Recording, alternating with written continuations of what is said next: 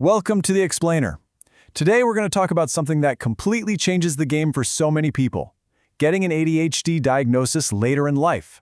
We're talking, say, at age 44, and suddenly, everything you thought you knew about yourself, especially your relationship with time, it gets turned completely upside down. You know, for so many people, a late diagnosis feels exactly like this. It's not some kind of life sentence. Far from it. It's this sudden, incredible moment of clarity. It's like finding a key that finally unlocks the mystery behind a lifetime of feeling misunderstood or disorganized or, just different. So let's just start with this one powerful question. Really think about this for a second. What if your lifelong struggles with time, with deadlines, with focus, what if all those missed appointments, those crazy last-minute projects, that constant feeling of just being behind, what if none of that was your fault? What if it wasn't laziness or some character flaw, but actually symptoms of a neurological condition? All right, so here's what we're going to cover today. We'll kick things off with the whole journey of a late diagnosis. Then we'll get into this thing called time blindness. We'll look at the brain science, the real-world costs, we'll call it the ADHD tax, and then the good stuff, how to build your own toolkit and really unleash your potential. So first up, the late diagnosis journey.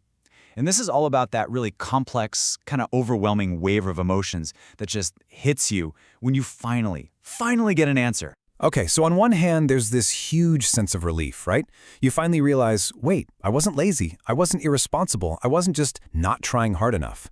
But then that relief gets all tangled up with grief, a real sadness for all the what-ifs, you know? What if I'd known this earlier? What career could I have had? How would my relationships be different? And look, that mix of feelings, it's totally normal. In fact, it's a really necessary part of the whole process. And a lot of those struggles, well, that leads us right into our next part, the enigma of time blindness. We're about to put a name to that invisible force that has probably shaped, well, a huge chunk of your life. So what in the world is it? Well, time blindness is a core part of ADHD. It's basically a neurological thing that messes with your ability to just sense time passing. And this is the part you really got to get. This is not about you being bad at planning. It's about your brain's internal clock just not working reliably. It is a problem of perception, not a problem of motivation. That's a huge deal. And here's how this actually shows up in day-to-day life. Sound familiar? Maybe you're chronically late. Or the opposite, you're an hour early for everything just to manage the anxiety. Or maybe you fall into hyperfocus, where you look up and 3 hours have gone by, but it feels like 30 minutes.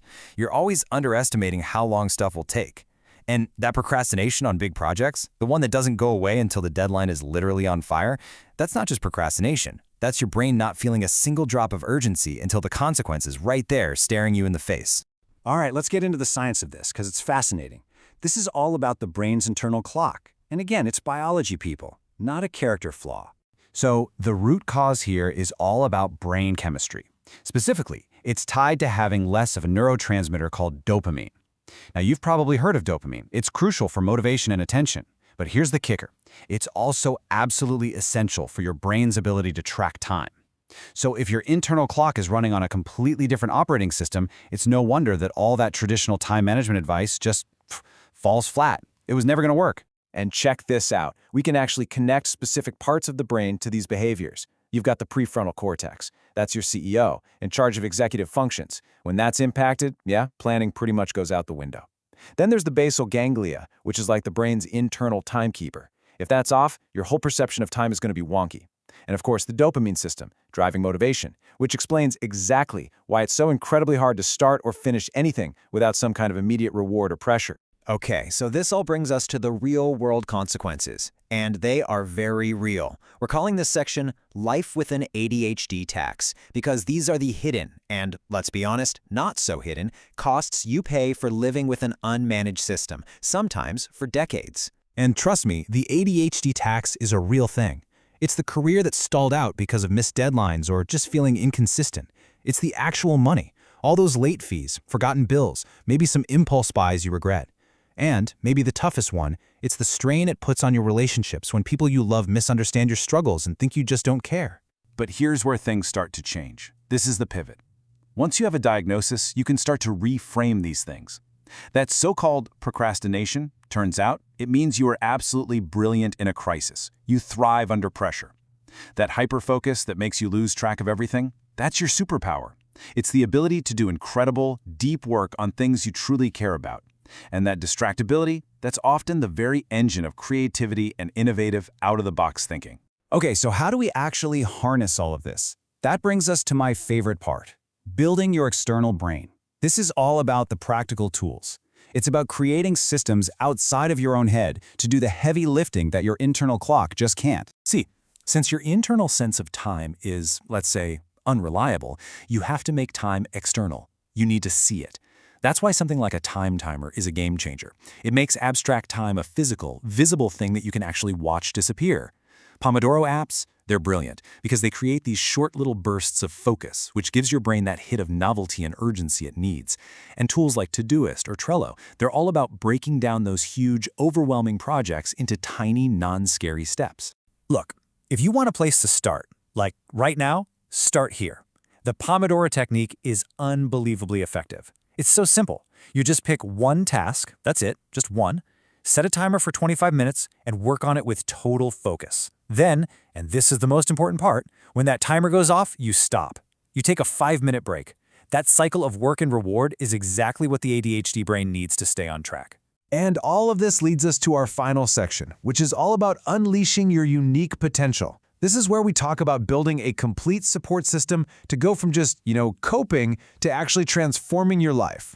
So when it comes to professional support, there are two main paths, therapy and coaching, and they do different things. Think of it like this. Psychotherapy, especially something like CBT, helps you work through all the emotional baggage from the past, the years of shame, the anxiety. It helps you understand the why.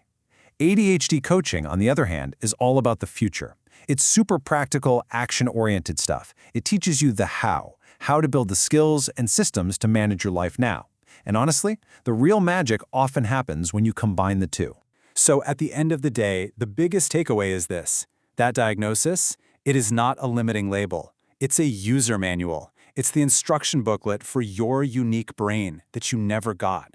For the very first time, you have a map that explains the territory you've been wandering through your whole life, and it shows you how to navigate it, how to turn those things that felt like weaknesses into your greatest strengths.